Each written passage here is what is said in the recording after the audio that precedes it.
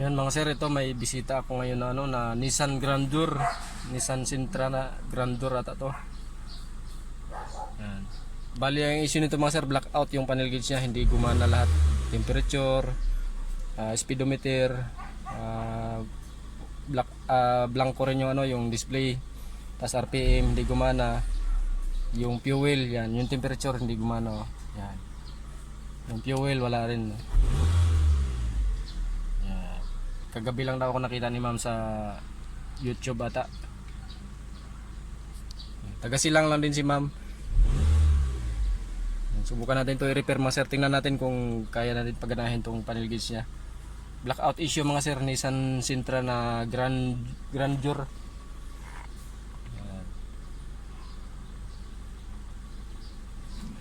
Nalimutan ko anong year model ba to. Umalis si ma'am eh. Iniwan niya lang yung sasakyan. May pinuntahan siya saglit.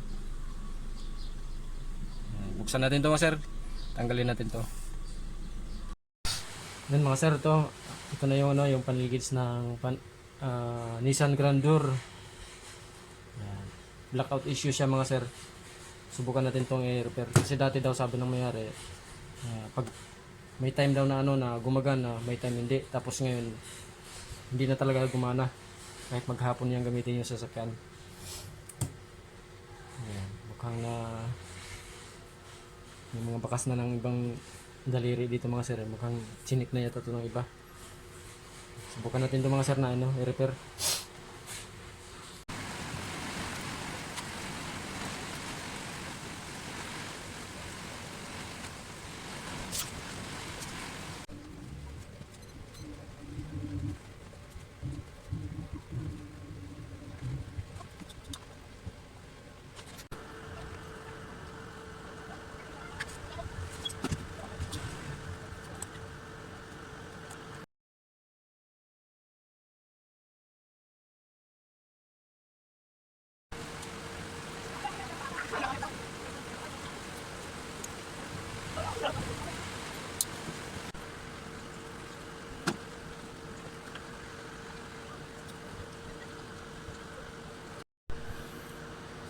Yun, after repair mga sir, i-assemble na natin to para ma-testing na sa unit.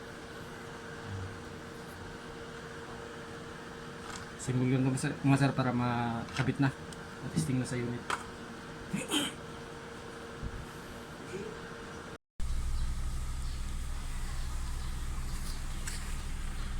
Yan mga sir, ito na yung yung panel gauge ng Nissan Grandeur to ma'am na.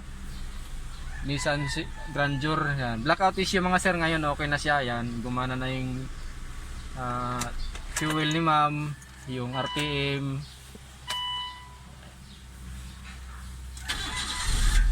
Yan, okay na mga sir.